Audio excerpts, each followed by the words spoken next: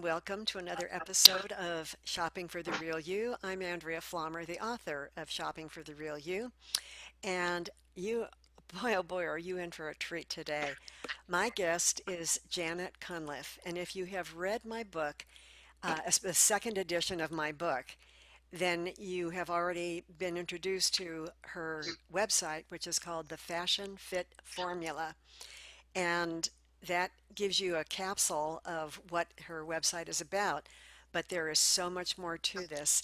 And before we get into the details, I want to tell you about this remarkable woman that you're about to meet. Janet Cunliffe began sewing for herself, as did many of us, at the age of 9 out of necessity. A lot of us weren't going to be buying couture clothes. Her mother knitted all her own sweaters, but by the time she was a teenager, she was so expert at this that she entered and won a very major competition, which eventually landed her at some of the at Paris couture houses, where she learned the very fine details of construction and cutting. And in the meantime, with that powerful brain that she has, had a cognition. It's the only word that I can use to describe this. Janet had a cognition of how to determine appropriate proportions and balance in clothing. And that's what we're going to talk today about. She's going to explain to you how she came up with this whole concept of the fashion fit formula and what a remarkable benefit it can be for everybody, whether you sew your own clothes or not. So, Janet, it's such an honor to welcome you here today. Tell our viewers how you got started on the fashion fit formula. Well, the first thing is I'm dyslexic, so I see things different than other people, which is a tremendous, tremendous gift. When I look at people, I don't see people per se as much as I see geometric figures within them. Like at the top of everybody's body, they have a trapezoid, goes straight across the neck, and then the sides go in, and then straight across the bust. Now, depending upon how big this trapezoid is, depends upon how whether you can wear a large scarf or whether you have to tuck the scarf in like I did, or how much jewelry you can wear. Because if you don't have much space, then you're very, very limited. And there's all different pieces of geometric things that I see throughout the entire body. I've got like the tricky trapezoid, which is down by your hips, and I gave them all names. The evil, almost like the evil empire. But anyway, how I got involved with Fashion Fit Formula is I went an internship to Yves Saint Laurent in Paris, and I was in the cutting room and the pattern designing room. But I never felt like I looked good. And everybody was telling me, I was 5'2" and 105 pounds. Come on. They said my clothes were just sewn to perfection. But the reality is, I didn't feel good in them. I knew I did not look as good as the models that in 17 magazine was mine, whatever. So when I got back, I tried to draw. Well, when that period of time was over, I returned to college and I was taking art and I tried to draw a life-size picture of me for my mother to hang in her foyer. She was so happy that that failed. When I tried to draw that picture, I used the standard of 8 heads. And I realized that the picture was 5'7", I was 5'2", there were 5 missing inches, which explained why clothes didn't fit right. Remember, this is long before petite clothes ever came about. Then I figured out where the missing inches were, but I am a math savant. I can do complicated problems in my head. I can't put them down on paper. And it took me about a year and a half to figure out that it was a combination of angles and a regression to get the exact formula. But to my surprise, it worked not only on me, but on every single person I tried it on. Wow. But it was just phenomenal. I consider it divine intervention. I mean, that's the only thing, because nobody's ever seen it. And but it was 1968. I was married, and my husband was graduating from getting his master's, going off to Vietnam, going into the military. And I left the University of North Carolina and was started to work for Eastern Airlines. And then eventually with Eastern, we moved. Well, he went to Texaco and I was still with Eastern. We're living out in Oklahoma. Now, Tulsa is a fabulous place, but it is not the fashion capital of the world. So, so I did a lot of things. I stayed in sales, and then I didn't graduate from college until I was 38. And then I went on to get a master's and went to school for law. But my love was always fashion. And I remember being in a store in downtown Tulsa thinking, if only I could figure out a way to make money with clothing. But that was not to be. So, anyway, that's how it started. It's uh, Let me jump ahead. I retired at age 58. I wanted to go back to work, but not to go back to anything involving law or disputes. I was helping people with their clothes, as I always did. And I met this woman called Kathy McFadden. And Kathy had a whole pile of clothes that she was giving away. And I kept saying, no, don't. I mean, they have Nordstrom tags on them, for heaven's sakes, Kathy. You can't give them away. Kathy, of course I can. I only go to the best, you know. So I said, just try it on and let me try it on. So she tried it on. I did it in minutes. I was able to pin it. And she says what everyone says. I look taller and thinner. And I said, uh-huh. We went through all the outfits that she had. She looked great. Kathy and I sort of at that point were oil and water. Um, Kathy was extremely organized. I was a flake. I was all over the place. I have attention deficit. I have dyslexia, you know, whatever. And I just sort of take life as it comes. But Kathy is very, very, very organized. So about a year after that happened, Kathy called me. Well, actually, I had a conversation with God, and I said, look, God, I don't know what to do. By this point, I was giving seminars on how not to have to hire someone like me to come in and straighten out your company. I was a corporate attorney, not a practicing law attorney. And then, or I could go and do something with the fashion fit formula that I was always thought was a divine gift. And I said, I will wait to March 31st. This was January 1st, 2003. I said, if a partner shows up, I'll know I'm supposed to do fashion. It wasn't called fashion fit formula. It'll do my crazy formula thing. And if one doesn't, it doesn't. This is where I became convinced that God is a man because he heard Kathy McFadden, partner, March 31st, and it was probably off um, doing football games or whatever else goes on New Year's Day. But what I had said is, I want a partner like Kathy McFadden, but not Kathy. So on March the 6th of that year, Kathy calls and says, I have been, I've, it's been on my mind to call you for over a month. I figured out what we can do with our formula. And I said, okay. And she said, we're going to sell it over the internet. I said, no one's going to buy anything over the internet. It was 2003. And that's how it started. And it's been a merry-go-round. But It's we have, it's a we wonderful have, story. we have so many women. What people, we look at it as the missing ingredient to fashion. Everybody dresses according to their body size, their body shape.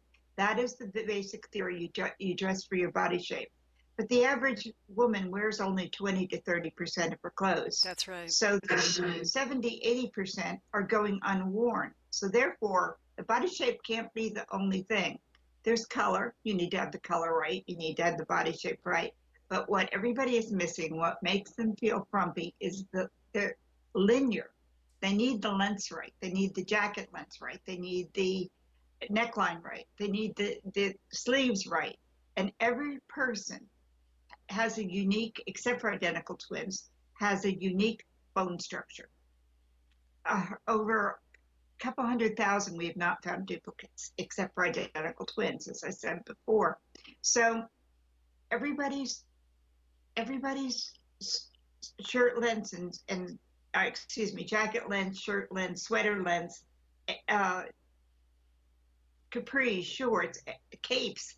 Everybody has a unique, perfect style for them, That's exactly right. a perfect number for them. Now, because it's math, we can go to 1/8 of an inch. Would I hem something for 1/8 of an inch? No. There's an inch leeway on this. You can go an inch either side of it, and you'd be okay. For an inch, I probably would shorten it, but for a half an inch, nah, I'd just leave it because it's not going to make that big a difference. But math is precise, so we give it to you to the 1/8 of an inch. What you do to get the Fashion Fit formula is you take 12 easy measurements: the top of your head, your jaw, your chin, your base of your neck, your breastbone, your elbow, your waist, where your leg joins your torso, your knee, your wrist, and your knuckle, and your ankle. Not necessarily in that order, I sort of messed that up. And then you enter it into the computer, and within 15 minutes, the computer will send you back your solution. Now, we price this so the average woman can afford it. It's $65. That's nothing. But the big thing is it's a one-time That's purchase. right. You will never have to buy it again because your bones don't change. I know because I was 105 pounds and 5'2". My knee was 18 and a half inches off the floor. Now I'm a lot heavier than 105 pounds. I'm still just about 5'2", and my knee is still 18 inches off the floor. It didn't change. That's such an important point is that um, and I it's one of the most important things that I tell all of my readers that proportion and balance and scale is the most important thing in what you wear.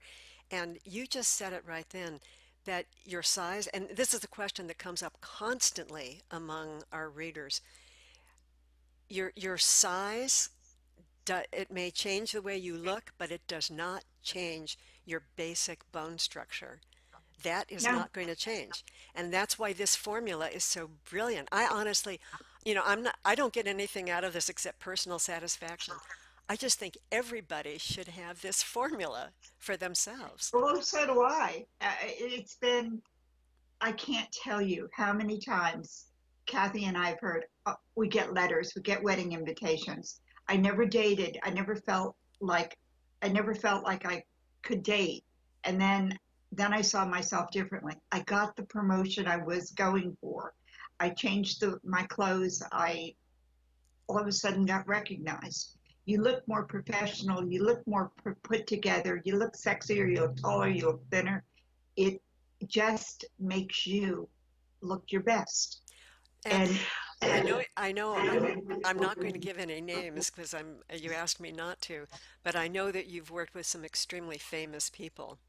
And I watched yes, what they're wearing, and they always look perfect.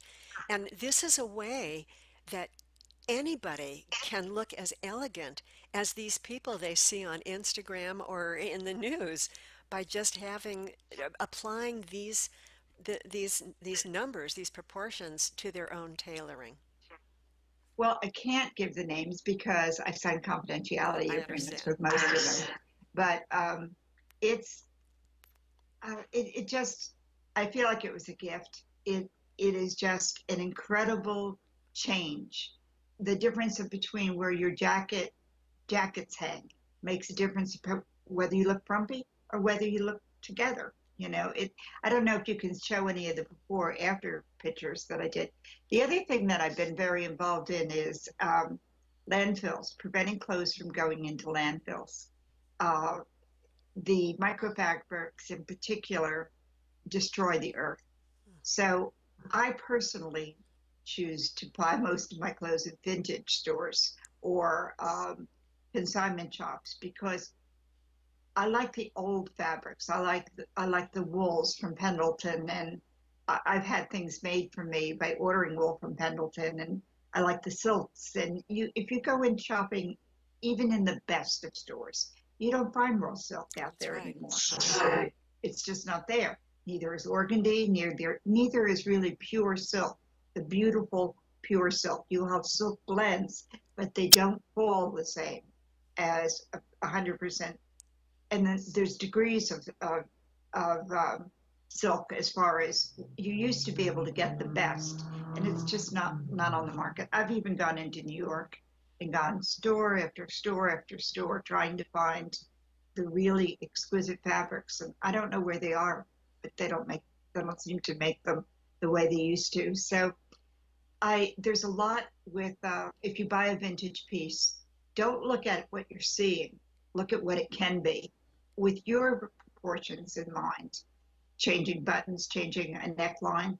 It may sound like a lot if you don't sew, but you'll never be able to find that quality anywhere else. So, you know, that's my It, bid for you're saving just here. you're just hitting all the buttons that speak to my heart. You know, it's so many of the biggest complaint that I get from my readers is that they can't find natural fiber clothing anymore. You can find it; it's out there, but it's not as elegant as some of the old stuff that you'll find in vintage. And the other thing that you mentioned, this whole big, you know, we're all into recycling, being so many people have been watching that wonderful series from Marie Kondo. But the what I write about is it's better to have a few curated, really high quality pieces that you wear over and over again because you'll always look fabulous. And instead of just buying something trendy that, as you talk about, is only going to be in your closet for a season or two, and then it's going to go and get recycled and eventually end up in a landfill somewhere. So I just love everything you're saying because it just is it's truth. Well, one of the things that um, I tell people is that look at the garment that you're buying. How much does it cost? Then divide mentally by the number of times you think you're going to wear it. If you're buying a $300 dress and you're going to wear it twice, that's $150 a wearing. That's pretty high up there. But if you're paying $500 for something and you're going to wear it 100 times, you've gotten it down to $5 a wearing. And it's true. It's better to buy a have a smaller wardrobe that looks great on you. It's tailored for you. It fits you. Than a bunch of stuff that gets pushed to the back of your closet. How many times have you given stuff away to your friends? How much money do you have in the back of your closet now that you don't wear? How about last year, the year before that? Do you have enough for a fantastic vacation or a great car or a tremendous savings account? If when you start adding it up, it really counts. So be smart. I talk to women all the time about being fiscally responsible for themselves. Be smart with your budget. It's better to spend a little more and get something wonderful. I just want to bring up this one thing because uh, wedding gowns. What do you do with your wedding gown? I took. I had a young girl that had run out of money for a prom, so we took my wedding gown apart. She wore the top part as a bustier with something else. We took the skirt of my wedding gown and made a bassinet cover, Oh, long with those old fashioned bassinet covers, and it was just amazing. I mean, if you look at things as differently than what they are, um, it's so much fun. yeah. If you ever rip leather, if you I spilled black ink on my leather jacket. I didn't know what to do, so I took the sleeves out of it and wore it as a vest. There's just so much that can be done, and for young women, the most important thing, if you have a profession in mind, think ahead. Is this piece going to be in my wardrobe this year, next year, the year after? If it is, splurge. Every every year you need to add one or two trendy things that are only intended to last a year or two. But you get your basics and have your colors done. Find out what the best colors for you are, and then you have your proportions on your clothes and go to town. Be the best you can be, but it starts with before you even talk, what you've got on speaks thousands of words. That's exactly right. You've said so many things that are greatly valued, and I hope we can continue this conversation. And thank you all for watching. Make sure you check out her website, fashionfitformula.com.